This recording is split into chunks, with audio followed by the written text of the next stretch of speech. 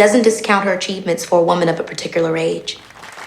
She's come a long way from True Jackson, Heather B. I know it. She's come a long way from True Jackson. That was a clip from Berlin Station, premiering Sunday, Season 2, October 15th, 9 p.m. Yes. On EPIX, Epix, the one and only, the lovely, the magnificent, the benevolent, the multifaceted, keep going. Put spice on it.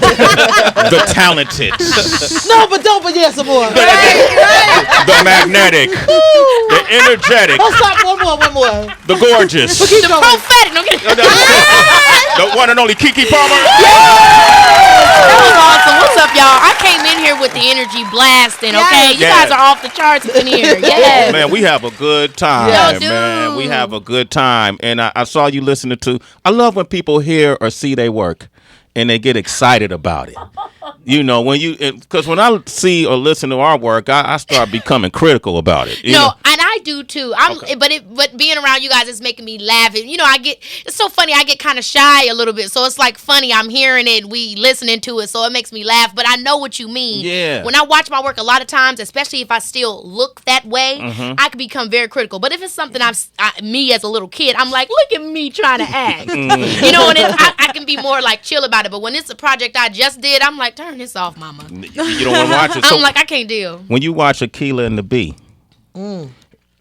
that was such an amazing Thank movie. you so much. Powerful. I gotta thank you because a lot of your work I was able to sit down and bond with my daughter Oh, man. by watching your work. And then also you've always provided an image that, parents be looking for, hey, be like Keke. You know what I mean? Oh, Be man. yourself, but look Yeah, how I know Keke's what doing you it. When you reflect on that kind of work.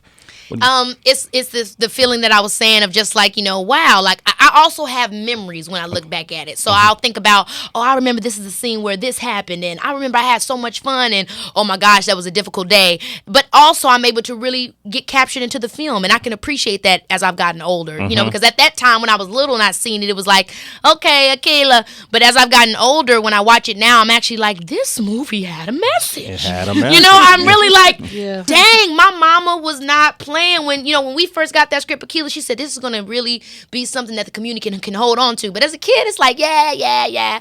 But as I have grown older, and I'm thinking about the future and stuff like that, I look at that movie and I'm like, what a great piece of art that can continue on and continue to inspire people. So I'm just grateful to have been able to play that role.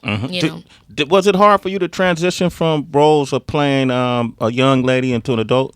I think I can't say hard, but it's definitely a transition. Okay. You know what I mean? It's definitely something you have to take your time with, because I think often what happens when you start out as a child entertainer is that people get attached to you being that child entertainer. Right. So they don't really want you to grow up, even though that's just naturally what's happening. So it's almost like you have to be overly patient with them, having you grow up. So I just had to take my time when I would choose my roles. Like, right after I came out of True Jackson VP, I did Joyful Noise, and for me, that was a really specific part because she was coming of age. She was getting her first love life, and this character was, trying to step out the choir and, be her own woman and let her mom know that she could stand on her own. And that was all very similar to where I was in that frame of my life. So I always tried to pick roles that would help people gradually see me grow up and not make them feel so much like 0 to 60. You know what I mean? Yeah. Sharp left. Exactly. So then playing a child actor and growing up right in front of our faces and dealing with all these different emotions, say you get older, you decide to have kids, would you let your child go through this industry at a young age then? I would, but I would never let them go through it without therapy. You know what I mean? I think Really? that, like, if it was up to me, you know what I mean, and it's something that I feel like I could see myself pursuing at some point. SAG should have that in the kids' rules for these kid actors. They should have therapists once a week come to them, especially if the kid is a dramatic actor. Because I did both. I did drama, and then I also did the Nickelodeon and Disney Channel stuff. And both of them have their effects, because if you're doing dramatic stuff, you have nothing to pull from as a child actor because you haven't had enough experiences. Right. Like, even if you're not an actress, if somebody says to you, this girl got her heart broken in this movie, I need you to cry, you can pull from a heartbreak. But as a kid, you ain't had your heart broken. You ain't nobody really died yet. You know what I mean? You know what I mean? So you don't have anything to pull from. So you're often creating thoughts and stuff that bring upon sadness. And if you don't really know how to work yourself out of that, it can really become difficult for you. And then when it comes to the Disney and Nickelodeon stuff, you're not being allowed to be only one way. You're not able to really be the full depth of what it is to be an adolescent. You're having to be the perfect adolescent. Right. And so that also has its, wear on you. Yeah. So I think that that's something that should be a part of SAG, where they should have these kids talk to somebody so they can get all the different things in their minds out. I think that's never thought about that. Yeah. Thank you. That's a good And you idea. know what? And I think that's important because you need to also speak with young women, especially about preventative measures. Yeah. So you don't have men taking advantage of you as you start climbing up the ladder of success. Because we've been having conversations all day about Harvey Weinstein. And it's crazy because I forgot that Ashley Judd was one of those women that came forward and said that she was a victim of all of this sexual misconduct. And then we have other opinions as well, like Donna Karen had come out and her take on it was, well, women should be really more practical about what they wear so they don't solicit a type of attention they don't want from a man. Well, I hate that the idea, because people had to be able to be who they want to be. People had to be able to look how they want to look. It's such a interesting topic, because that's the old thing for all these years. But I will never forget when I was a kid. I did the long shots. I wrote about this in my book. And Ice Cube had pulled me to the room, and I was so scared. I'm like, what is he going to say to me? You know what I mean? He was like, you have to be careful. You're a young woman. You're getting older, and you don't realize that you're getting older. But you are, and things are developing. So when you're approaching and talking to these guys on set, you have to be aware that, no, you may not be thinking like that, but they are. Right. And I really think it's just about you being aware. Hey, Ice Cube said that to Ice you? Cube, Yeah. he's the man. Cube. He's the man. No, he's the best. He's the best. I love Ice And Cube. every time I think about that, I'm like, Ice Cube, I can't believe that you really. That's the Ice Cube I know. When I see NWA and he be talking about I'm spitting lava out my throat, I'm like, who is that? That's not the guy that's not my Ice Cube. And I came in the industry with both Ice Cube and Queen with Barbershop 2, and they both have always been like, my girl, you know what I mean? They have always embraced me. So having said that, I think in life in general, as a young woman, we always are going to go through that kind of conversation, that kind of thing. So as long as we are aware of our power and our strength, I feel like that shouldn't be an issue. You know what I mean? And hopefully it's not an issue. What do you think? Because you got a new song with Quavo, right? Yeah. And you've been doing a lot of extra work on the side, and we've been seeing it. If Ice Cube and Queen Latifah, I wonder what do they feel about your work. I'm gonna play some of your work and then get your feedback on it. All right, go ahead. I laughed at that dick. Hey! They'll scream while they ran to that dick. Hey! Never press for it. Never. That's why his son calling me. Hey! Want me up on that dick. But I'm a boss, ain't got no time, I'm getting rich. Hey! Never focused on that. Never. If I was you, I would curve on the dick. Curve him? Unless he on the dick. And I let my right hand to the dick. Oh my God. It's so funny that you said that, because literally, okay, so I seen for the D challenge, and I was like, okay, I'm always doing the challenge. When they did the Monica one, I did that one too. I'm always into the little challenges and stuff like that. And I be trying to get my rap skills on. You was in time. Your pocket was gun. Your pocket. I heard your pocket. Your pocket was good. Your pocket was good. How many times it take you to do that though? You know what, Sway? What we're not gonna do? No. It's about the finished product, Sway. Right. Okay, my bad. So, it's so funny because the project that I'm doing, MTV Scream, Queen Latifah produces. Oh, okay. Yeah, so when I remember I had seen, what really made me be like, okay, I'm gonna do one, is I saw Issa and Regina Hall. Right. Yeah. And I was like, okay, you know what? I gotta go ahead and put on for my new show, and I gotta do this. But I made sure, it was so crazy because we were at a school and the kids started rushing us when me and Tiger were filming it. And I was like, hopefully they listened to the words that I was saying. You know what I mean? No, don't be sweating that D. You had a different perspective. Okay, pay attention to what you got going on and be focused. Be focused on what you got to do, because, honey, I be curving them. I ain't got the time. Damn. Okay, good. I don't even want to hear. There's certain questions I wouldn't even ask Keke that I normally would ask right like now. if she's ever been digmatized. Oh, damn it. Never. And when I see that, because when I see that happening, I'm like, how did that happen?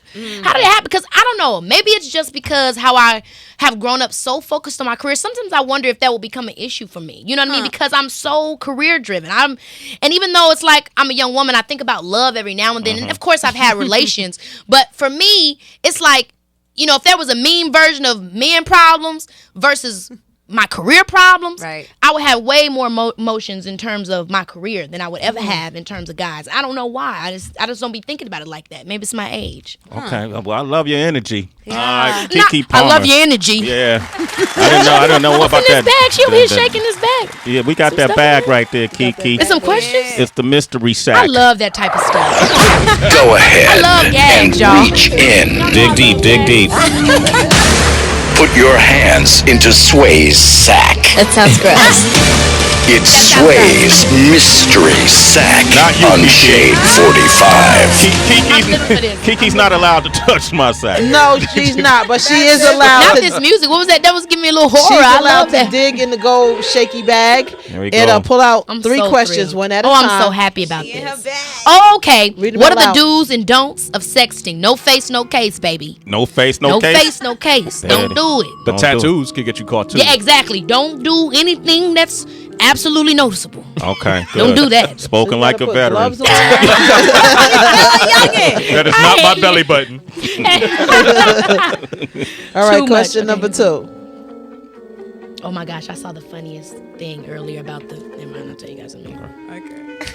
Okay, if you had to be in a girl group with 3 peers of yours, who would you choose and why?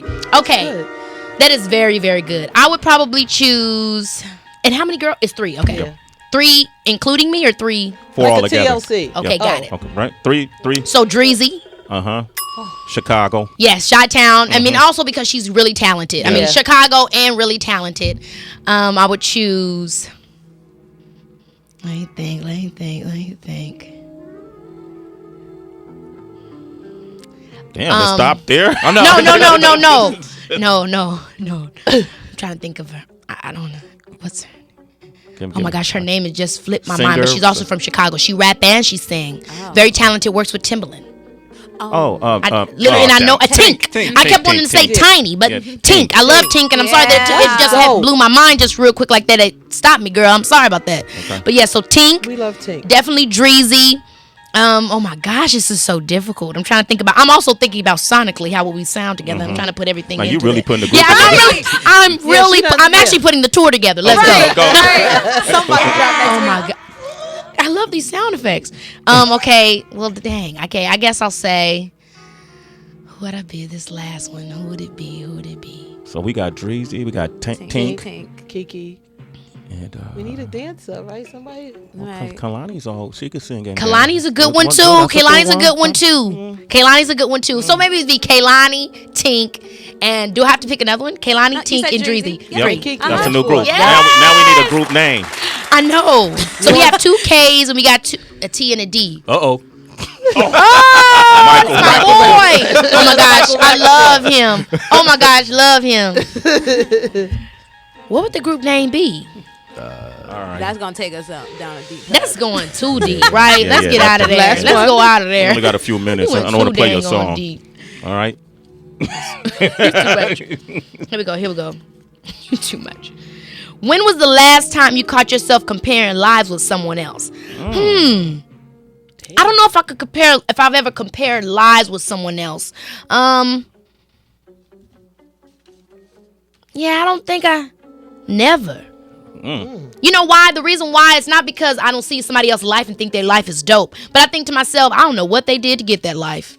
You know, I just think, you know what I mean? Like, I just always thinking about, like, my life is for me. Yes. You know what I mean? It's built the way that makes me comfortable. So when I see somebody else's life, I don't ever think to say, I want their life, because it's like, I don't know what that life feels like. I don't know what all comes with that life. Fine print. Seriously, that's what I think about. Even when I'm like, dang, Oprah. But it's like, Oprah's problems are probably bigger than we could even comprehend. So I'm like, you can keep that, Oprah. But I do love you and live for you. Yes. Keke Palmer, ladies and gentlemen. Great, yo. Season 2 of Berlin Station Yes. Sunday on Epics.